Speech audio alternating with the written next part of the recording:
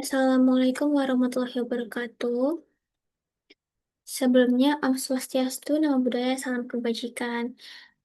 Pertama-tama yang terhormat kepada dosen pembimbing pertama saya yaitu Bapak Profesor Dr. Mardi MSI, dan juga dosen pembimbing kedua saya yaitu Bapak Dr. Agus Wibowo SPDI, SPD, MPD.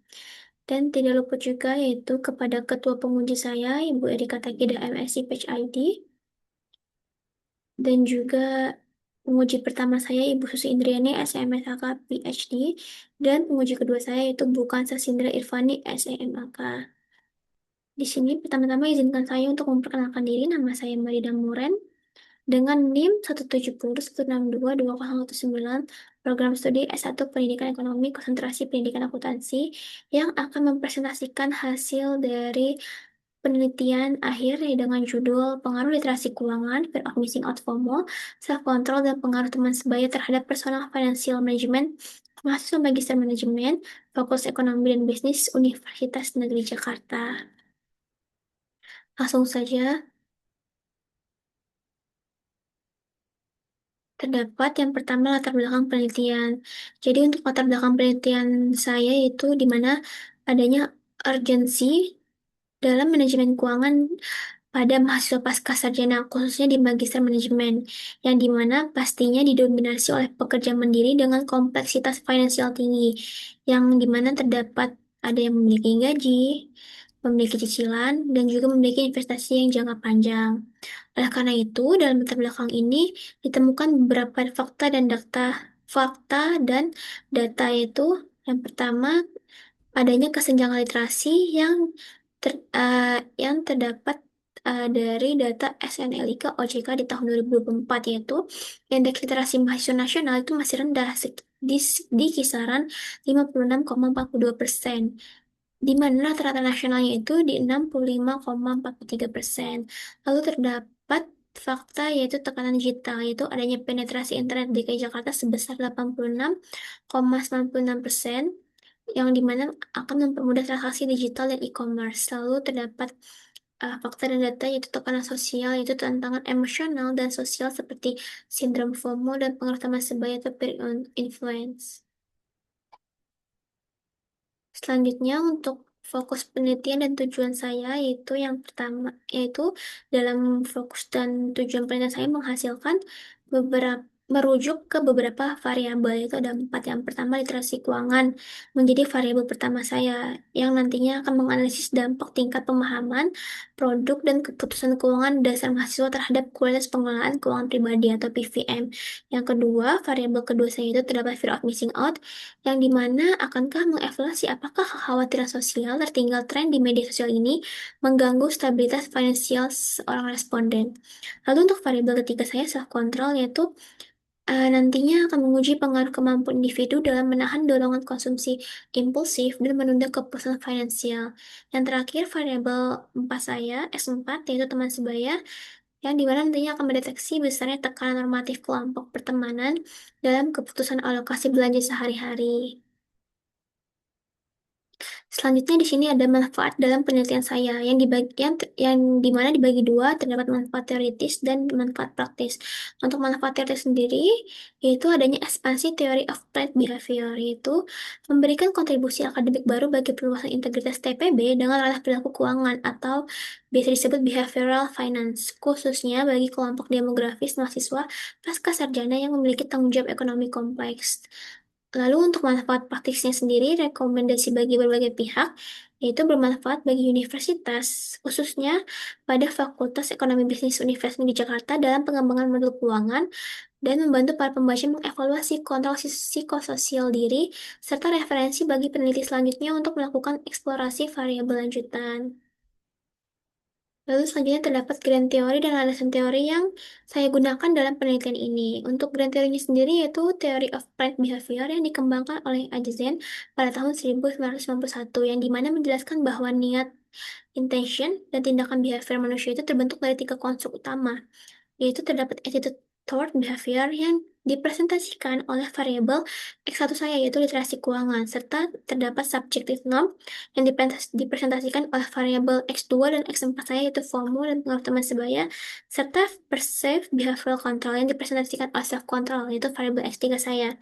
Untuk variabel Y saya sendiri, definisi untuk PVM yaitu proses sadar individu yang meliputi penyusunan anggaran, budgeting, kebiasaan menabung saving, serta pengelolaan utang dan manajemen, dan penentuan prioritas kebutuhan di atas keinginan demi mencapai kesejahteraan jangka panjang.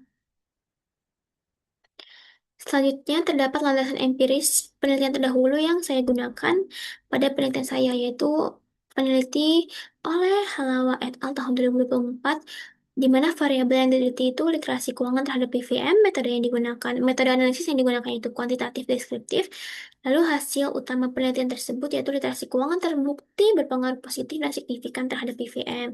Yang selanjutnya terdapat peneliti oleh Saragi dan Panjaitan tahun 2026, variabel yang diteliti yaitu FOMO, literasi, kontrol diri terhadap PVM. Metode yang digunakan yaitu regresi linear berganda. Hasil yang didapati yaitu FOMO berpengaruh negatif terhadap PVM, kontrol diri meredam dampak yang dimana sedangkan kontrol diri meredam dampak tersebut. Lalu selanjutnya terdapat Anjani dan Darto pada tahun 2023, variabel yang mereka teliti yaitu literasi, pendapatan, serta kontrol diri terhadap PVM.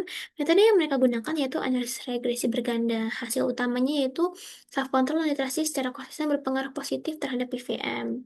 Selanjutnya terdapat peneliti oleh Febrianti dan Surjanti tahun 2025, variabel yang diteliti yaitu variabel keluarga dan teman sebaya terhadap PVM. Metode yang digunakan yaitu mediasi path analysis. Hasil utamanya yaitu teman sebaya berpengaruh positif dan signifikan terhadap perilaku keuangan. Selanjutnya terdapat kerangka teori dan hipotesis yang saya gunakan di penelitian saya ini. Yang pertama-tama terdapat adanya hubungan logis antar variabel, yaitu di mana X1 saya ke variabel yaitu merupakan pemahaman konsep keuangan melandasi sikap bijak mengelola dana pribadi. Sedangkan X2 ke Y saya kecemasan ketinggalan tren memicu perilaku konsumsi yang mengganggu anggaran. X3 ke Y, kontrol diri menahan pengeluaran impulsif demi tabungan masa depan, sedangkan X4 ke Y, standar kelompok sosial mendorong konformitas pembelian tertentu. Oleh karena itu, maka eh, di dirumuskanlah hipotesis penelitian yang saya duga terdapat empat, yaitu H1 saya atau hipotesa satu saya itu literasi keuangan berpengaruh positif dan signifikan terhadap PVM. Hipotesa dua saya FOMO berpengaruh negatif dan signifikan terhadap PVM. Lalu hipotesa ketiga saya self control berpengaruh positif dan signifikan terhadap PVM, serta hipotesa empat saya pengaruh teman sebaya berpengaruh signifikan terhadap PVM. Selanjutnya, terdapat metode dan desain penelitian yang saya gunakan. Untuk desain penelitian sendiri, yaitu menggunakan pendekatan kuantitatif dengan metode asosiatif kausal berlandaskan positivisme dengan data primer dikumpulkan melalui kuesioner skala Likert 1-5 melalui G-form. Lokasinya sendiri itu di FEB Universitas Negeri Jakarta, periode yang saya ajukan dari periode November 2025 sampai April 2026. Lalu, untuk populasi dan perhitungan sampel sendiri, populasi terjangkaunya itu di 121 mahasiswa aktif S2 Magister Manajemen FEB UNJ Angkatan 2024-2025. Lalu sampel yang saya gunakan yaitu sampel dengan rumus Lawson 5%, di mana diperoleh 93 responden yang proporsional per semester. Pengumpulan data akhir berhasil menghimpun 95 responden sebelum terjadi pembersihan outlier. Selanjutnya, teknik analisis data yang saya gunakan terdapat empat, yaitu statistik deskriptif, yaitu nantinya akan menganalisis karakteristik demografis responden serta terdapat nilai mean, max, mean, dan sebaran data standar deviasi. Lalu terdapat uji asumsi klasik, yaitu memastikan model regresi memenuhi kriteria Bayes linear unbiased estimator atau belum melalui uji normalitas, uji multikoliniaritas, dan uji heteroskedastisitas. Lalu yang ketiga, regresi linear berganda, yang dimana mengukur kekuatan dan arah korelasi pengaruh dari seluruh variabel bebas, yaitu variabel X1 sampai X4 saya terhadap variabel terikat, yaitu variabel Y saya secara bersama-sama. Lalu, yang terakhir pengujian hipotesis, yaitu terdapat uji T parsial untuk membuktikan kebenaran hipotesis searah serta uji koefisien determinasi atau adjust R-square untuk mendeteksi variance model. Selanjutnya, berikut profil karakteristik responden yang saya dapat Yang pertama untuk variabel jenis kelamin sendiri, kategori dominannya itu didominasi oleh perempuan dengan jumlah responden 59 orang yang persentasenya sekitar 62,1%, di mana dominasi partisipasi mahasiswa dalam pengisian survei. Lalu yang kedua terdapat variabel kelompok usia, di mana dominan kategorinya itu usia 20 sampai 25 tahun yang diisi oleh 72 orang dengan persentase 75,8%. Implikasi finansial karakteristiknya itu merupakan kelompok usia produktif awal atau transisi kemandirian. Selanjutnya variabel tempat tinggal, kategori dominan yang saya dapati yaitu bersama orang tua yang diisi oleh 49 orang dengan persentase sekitar 51,6%. Implikasinya itu perbandingan relatif seimbang dengan kos atau mandiri yang sebesar 48,4% persentasenya. Selanjutnya terdapat variabel sumber dana yang dimana kategori dominannya ini terdapat oleh uang saku dari orang tua yang diisi oleh 30 orang persentasenya 31,6%.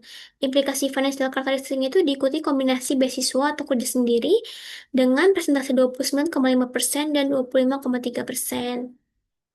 Lalu yang terakhir variabel pengeluaran bulanan, kategori dominan yang mengisi dengan nominal 1 juta sampai 2 juta. Jumlah respondennya itu 24 orang, persentasenya itu 25,3%. Implikasi finansialnya tingkat pengeluaran moderat, mencerminkan gaya hidup perkotaan. Selanjutnya, untuk hasil uji kualitas instrumennya, yaitu ada dua, uji validitas dan uji reliabilitas. Untuk uji validitas sampel air saya sendiri dengan datanya 95, lalu nilai signifikansinya 55% dengan DF93 menetapkan berarti untuk nilai acuan air tabel saya sendiri sebesar 0,2017 yang dimana menghasilkan variabel X1 saya, literasi keuangan, menghasilkan seluruh 6 item valid dengan hitungnya 0,709 sampai dengan 0,80. Untuk variabel X2 saya FOMO, seluruh 6 itemnya valid dengan hitung 0,605 sampai dengan 0,847. Lalu variabel ketiga saya self control dengan seluruh 7 itemnya valid, hitungnya itu 0,409 sampai dengan 0,851.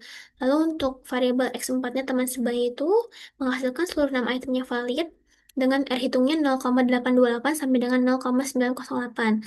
Dan yang terakhir untuk variabel Y saya yaitu PVM, seluruh 6 itemnya valid dengan hitungnya 0,764 sampai dengan 0,890.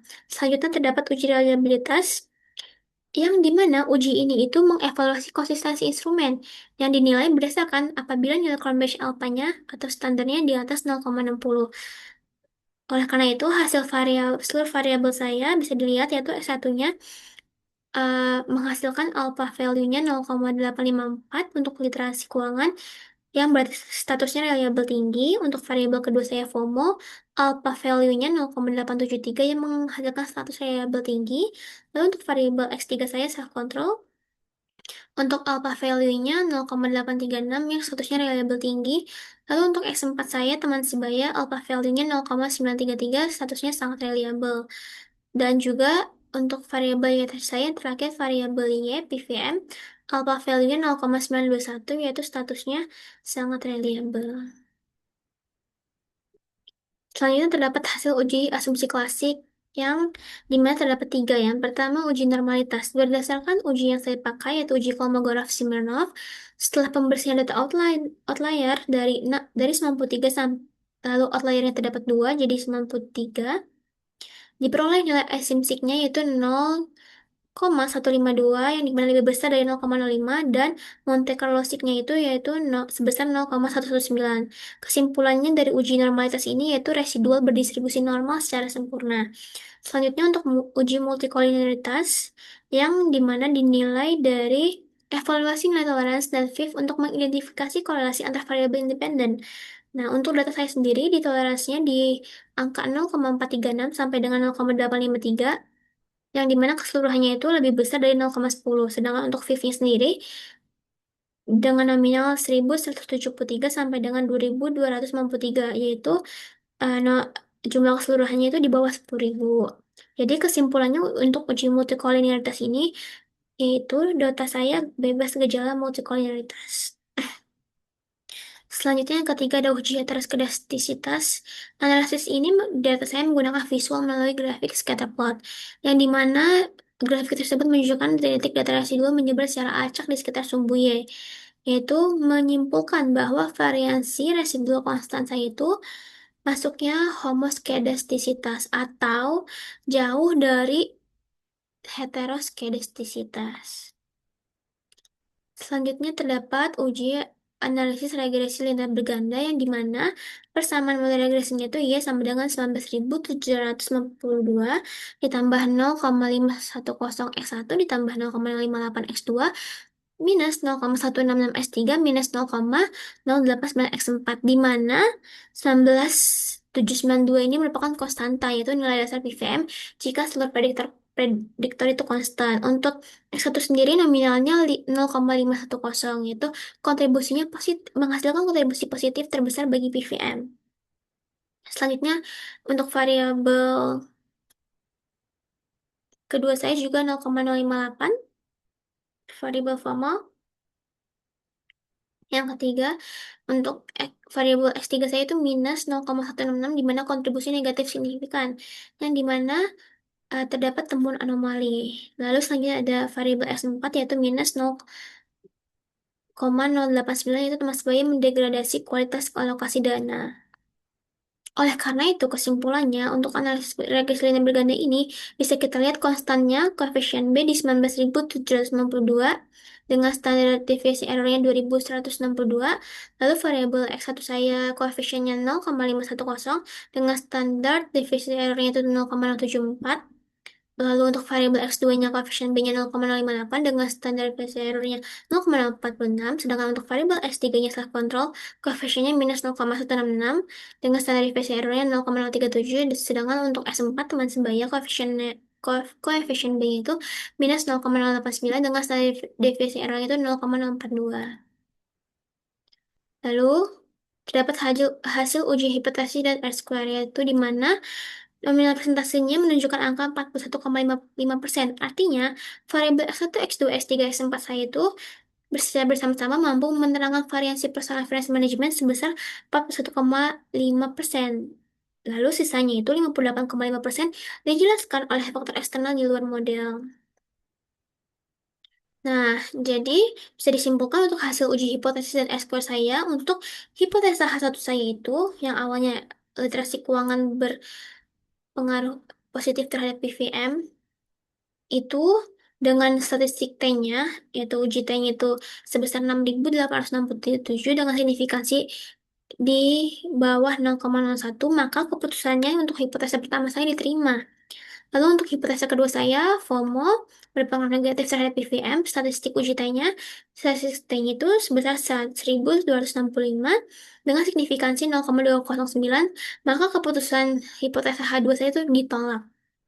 Untuk hipotesa ketiga saja, self control berpengaruh positif terhadap PVM dengan statistik T-nya itu minus 4.431 dengan signifikansinya kurang dari 0,01, maka keputusan hipotesa tiga saya itu ditolak dengan arah yang berbalik. Lalu untuk hipotesa keempat saya itu pengaruh teman sebaya signifikan terhadap PVM, statistik T-nya menunjukkan di nominal minus 2.108 dengan signifikasi 0,038, maka keputusannya hipotesa keempat saya ini diterima signifikan dengan arah negatif. Lalu terdapat pembahasan di sini yaitu yang pertama, mengapa sah kontrak berpengaruh negatif? Karena mahasiswa S2 itu dituntut melakukan alokasi dana strategis untuk alokasi dana kuliah, keluarga, jaring profesional. Jadi ketika membatasi pengeluaran secara ekstrim, self control itu akan tinggi, maka fleksibilitas alokasi darurat itu akan menurun. Jadi hal ini itu memicu persepsi bahwa pengelolaan keuangan itu harian mereka menjadi kurang ideal akibat kekakuan dalam anggaran. Nah, untuk yang kedua, mengapa FOMO tidak signifikan? Dikarenakan responnya didominasi usia dewasa media yang mapan secara ekonomi dan emosional. Stabilitas psikologis yang kokoh membuat mereka kebal terhadap kecemasan sosial dan media sosial digital. Jadi tuh tekanan teman sebaya di variabel S4 ini terbukti signifikan negatif. Jadi menunjukkan pengaruh tatap muka sosial itu lebih kuat dibandingkan dunia virtual.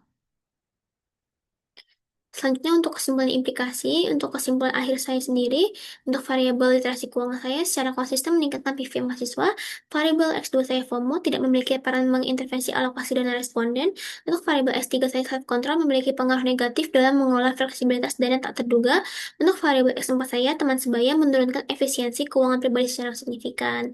Lalu implikasinya terdapat teoritis dan praktis. Untuk teoritis sendiri, mengoreksi penerapan TPB pada sampel dewasa pasca sarjana, yang dimana kontrol diri yang terlalu kaku beresiko kontradiktif bagi luaran jangka pendek. Lalu, untuk implikasi praktisnya, FEB-UNJ disarankan merancang program inklusi finansial strategis berorientasi di bidang sosial atau networking sehat. Selanjutnya, terdapat keterbatasan rekomendasi. Untuk keterbatasan dalam penelitian saya sendiri, yang pertama yaitu ruang lingkup cukup sempit, di mana terbatasnya pada lingkup internal Magister Manajemen FEB UNJ angkatan 2024-2025. Lalu yang kedua, salah pilot bias, yaitu pengisian kuesioner mandiri berisiko bias normatif sosial.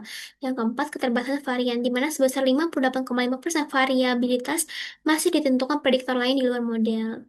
Lalu terdapat rekomendasi penelitian selanjutnya, yang dimana yang pertama perluas perbandingan. Lakukan studi komparasi antara mahasiswa S1 dengan S2 atau rumpun sains dengan sosial.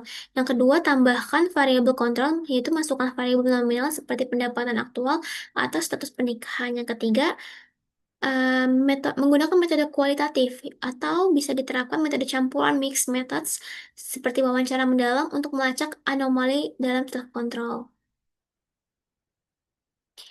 Sekian presentasi dari hasil akhir penelitian saya. Kurang lebihnya mohon maaf. Terima kasih. Wassalamualaikum warahmatullahi wabarakatuh.